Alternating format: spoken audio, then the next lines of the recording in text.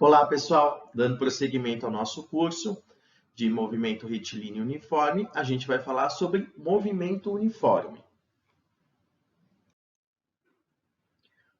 O que é um movimento uniforme? Movimentos que possuem velocidade escalar média constante são chamados de movimento uniforme. Nesses movimentos, é possível definir uma função e a posição do móvel em cada instante estabelecido.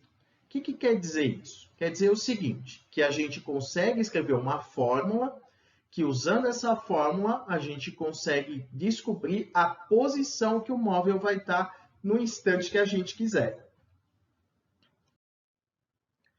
Essa função, ela tem um nome especial, ela é chamada de função horária dos espaços. E tem uma fórmula, S igual a S0 mais VT.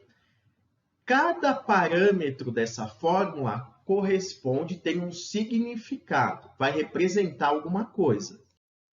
Então, o S representa a posição final, S0, posição inicial, o V, a velocidade média, e o T, o tempo.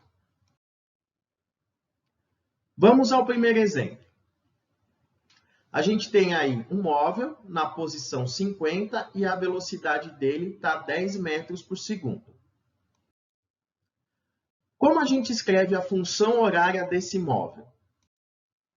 Primeiro, o que a gente tem que fazer para resolver exercícios de função horária? Primeiro, a gente tem que observar o referencial. A gente pode ver que o referencial aí está apontando para a direita, tá? A posição inicial quando a gente começa a analisar o movimento.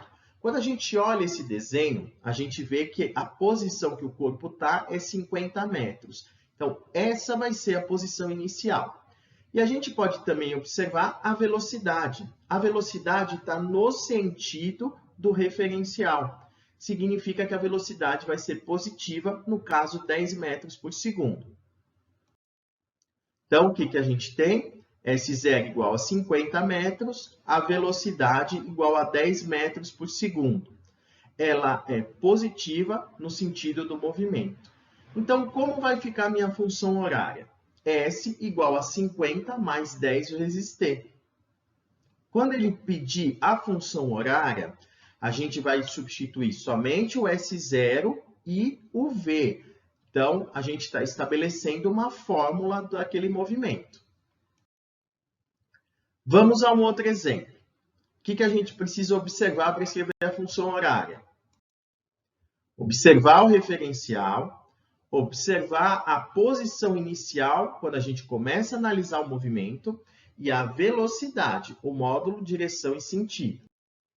Então, nesse caso, posição inicial, 30 metros. Velocidade vai ser menos 10. Por que é menos 10? Porque o sentido, o referencial, está apontando para a direita e a velocidade para a esquerda.